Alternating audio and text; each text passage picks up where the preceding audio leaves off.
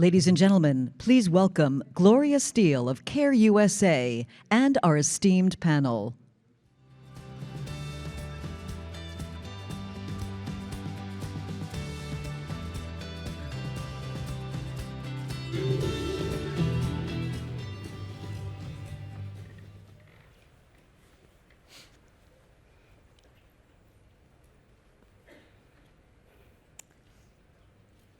Good afternoon, everyone, and thank you very much for joining us today.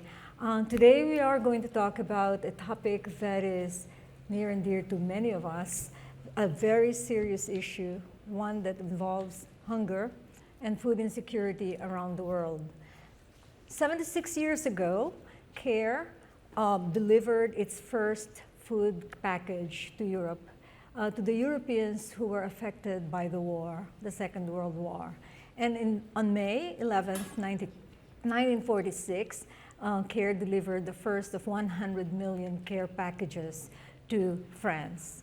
And today we are experiencing the same hunger, but at a bigger scale, a global scale at this point. And we all know what the main drivers are. And these are 3 C's. The first is climate change. Climate change the extreme weather events have affected availability of food, whether it's flood or drought, salination, all the things affected with climate change. And then this was exacerbated by COVID-19, which has affected not only the supply, but also the demand. And then, of course, the last C, which are conflicts. The regrettable, preventable driver of hunger today are conflicts. And these have caused just the whole supply chain, the demand and the supply of food around the world has been affected by these 3 C's. And we're here today to talk about the various measures that we're taking in order to avert an even worse hunger crisis. Right now, there are 181 million people around the world in 41 countries specifically that are suffering from food insecurity. And this is expected to get worse if we do not take action right now. 2 other points I'd like to make. One is the importance and the role of women and women in the supply of food and in the provision of healthy foods to their families. CARE centers women in all of its programs because of the important role they play in keeping healthier families and making food supply available.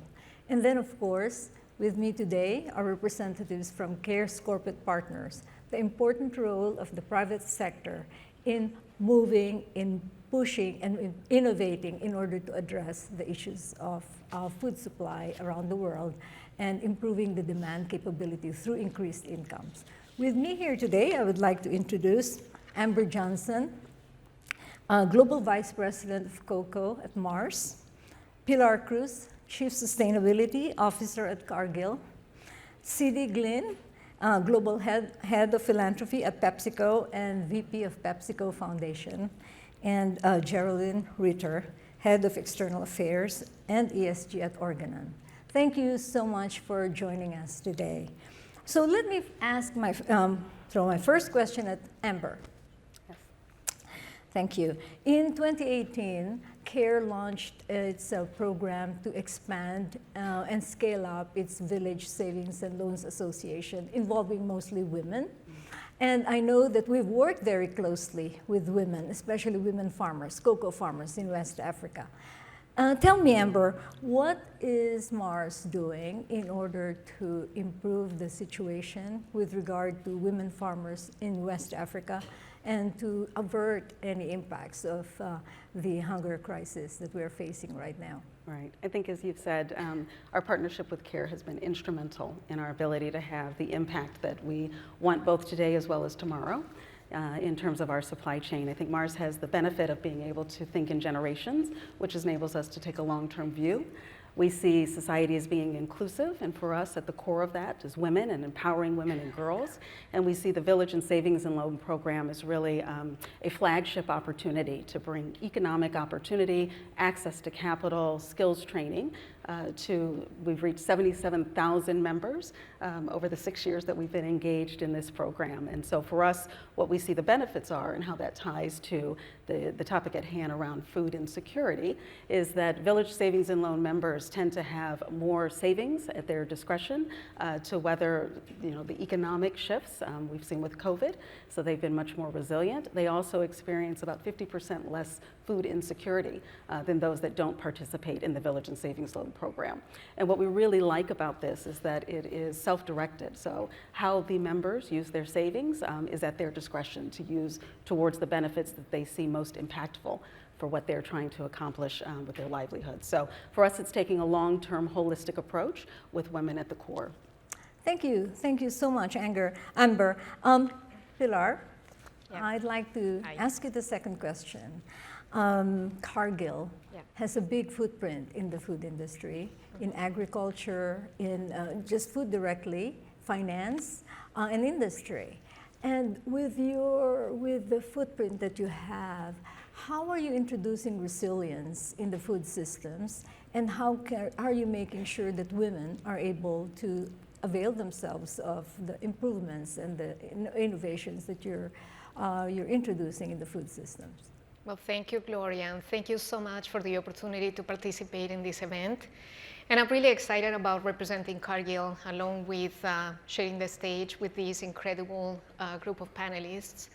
So I wanted to begin by reinforcing our company's purpose, which is to nourish the world in a safe, responsible, and sustainable way. So for Cargill, it's all about food security, and it's all about ensuring that we can nourish the world, again, safely, responsibly, and sustainably. We all know that women play a critical role in driving long-term sustainable change to support the food security or the food system, which is super important for Cargill. And we also know that in many countries in the world, women are responsible not only for raising families, educating children, running businesses, and leading communities. And I recently had the opportunity to learn a statistic that, in my opinion, is staggering. More than 50% of the world that is produced, more than 50% of the food that is produced in the world is produced by women. And that number goes up in developing countries. So in emerging markets, more than 60 to 80% of the food that is produced by women, which is why the partnership with CARE and the programs and the investments that we make are so fundamental to our success.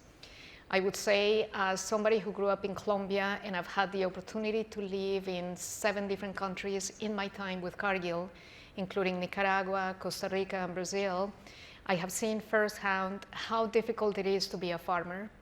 In many places of the world, farmers do not have access to resources, to training, to financial support. And again, the programs and the investments that we make are so important for us to drive food security. And there's an example of an investment that we have with CARE, which we are very passionate about. And that is a program that we implemented in 2008 called Nourishing the Future. Mm-hmm. So we implemented that program in Latin America, particularly in Guatemala, Nicaragua, and Honduras. And we estimate that we are going to be reaching about 1.2 million people whose lives have been improved thanks to the investments we are making in terms of sustainable agricultural practices, engaging with farmers in a way that we allow them to do more with less, to optimize the use of their resources, and most importantly, to your point, Gloria, to empower women. Providing training around health, safety, food, and nutrition, I think, is fundamental to raise the livelihoods of the communities. So super excited about this program, and again, very proud of the partnerships that we have with these companies as well as CARE. Thank you so much. Cindy, yes. Everybody knows Pepsi as a beverage company, but I learned from you that you don't do just Pepsi, which is a drink, but all other agriculture, food commodities. And so it's a broader range of products that Pepsi has. With your broad range of footprint in the food systems, what are you doing to improve access of women and their families to nutritious foods and introducing systemic changes in the food system? Thank you, Gloria. Yeah, I think it's really important that when we think about PepsiCo, this moment. We really want to help meet this moment, and this is time for us to step up, and we've done just that. We're the largest food and beverage company in the U.S., convenient food and beverages, one of the largest in the world. And so yes, we may know Gatorade or Pepsi Cola or Life Water or Aquafina, but Doritos, Lay's, any of the Frito-Lay products, and those commodities are potatoes and they're corn and they're oats. We own Quaker Oats. And so we do want the world to know that we are a food and beverage company, but we also want the world to know that we're committed to agriculture. Last year, we launched something called PepsiCo Positive. This is our strategic end-to-end transformation of our company with sustainability and human capital at the center of how we're going to drive growth in the future of our business, but also create value for people and planet. And in that PepsiCo Positive agenda item number 1 is positive agriculture. And we know we cannot be the company that we want to be. We can't bring smiles to millions of people around the world unless we are positive in our agriculture. We made commitments around regenerative agriculture to transform 7 million acres, which is almost our entire agricultural footprint, to regenerative agriculture.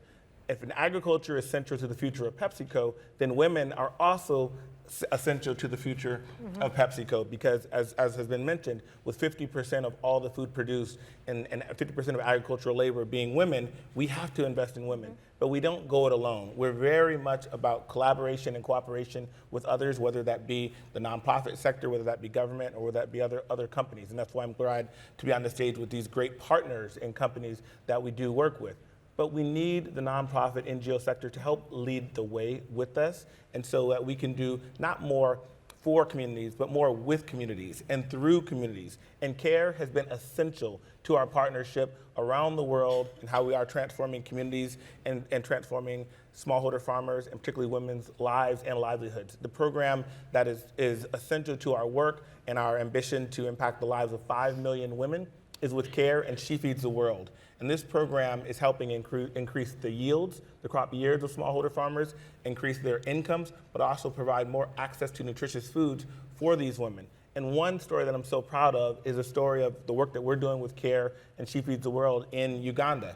So Molly Barungi is a female smallholder farmer, a mother of 3, who was laboring away and toiling away at her agricultural practice. CARE comes in with PepsiCo support. She Feeds the World.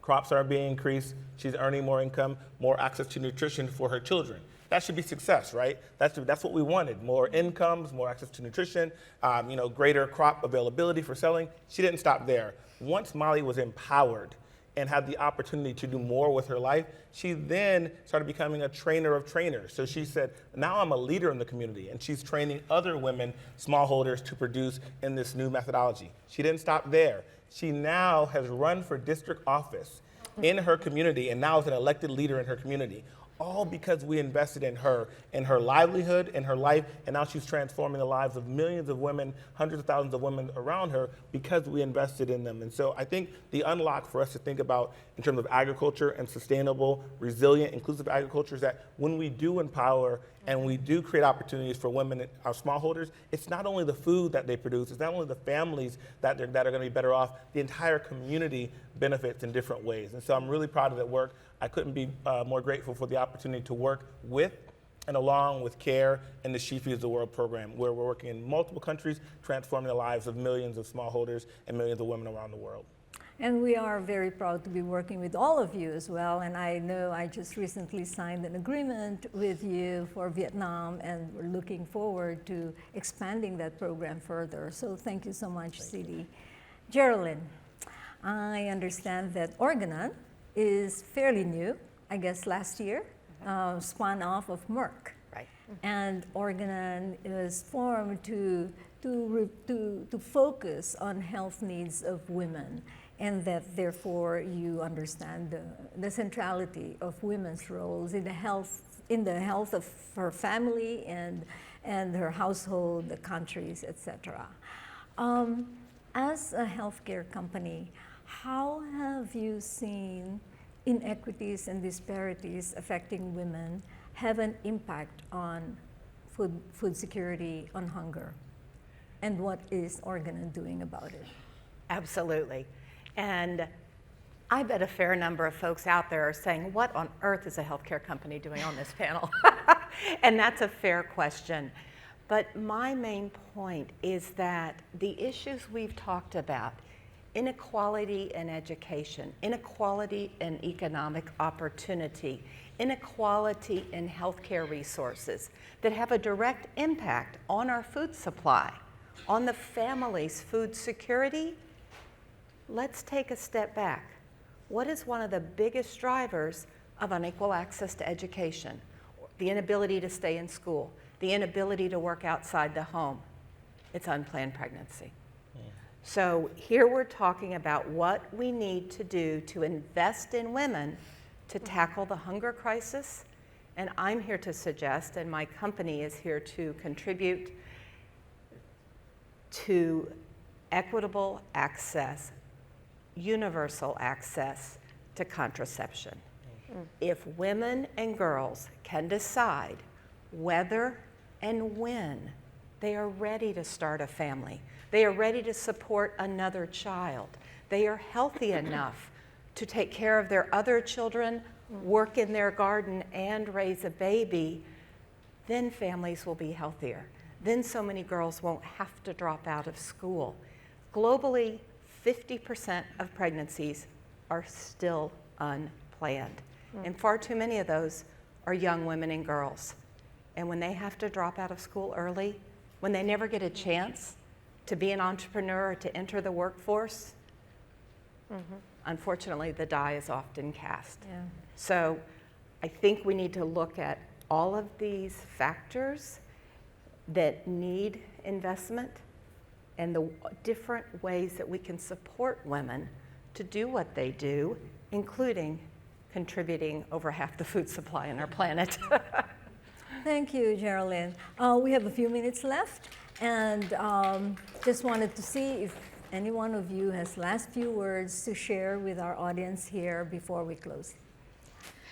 Pilar. So one of the things that I wanted to mention is the importance of working together. For us, food security, feeding the world, having positive impact around the world is something that we know we cannot do alone. We want to partner with governments, the private sector, NGOs, financial institutions, and you guys are great partners for Cargill in a way that we drive meaningful and transformative change. We have seen that firsthand again in the emerging markets, particularly in Latin America and Asia. And also, we cannot paint the whole world with one brush. For us, it's important to understand what works in one industry. So for example, the solutions that we implement in the cocoa business in West Africa may not work well in Latin America. So super important that we understand the pain points, the challenges, and we put our capabilities to support the local communities. Thank you, Pilar.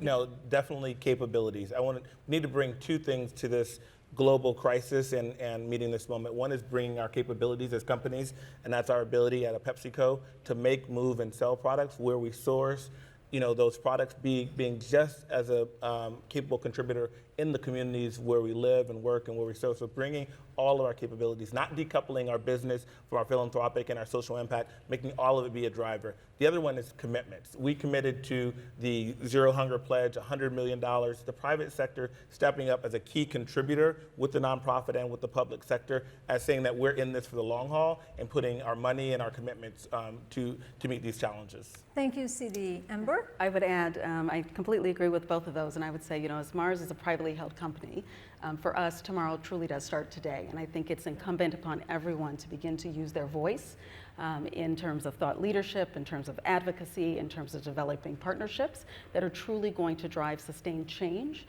that will impact all communities everywhere. We think that there's an opportunity to thrive, but it has to be done through a different way of collaborating and particularly leaning into the policy and advocacy space.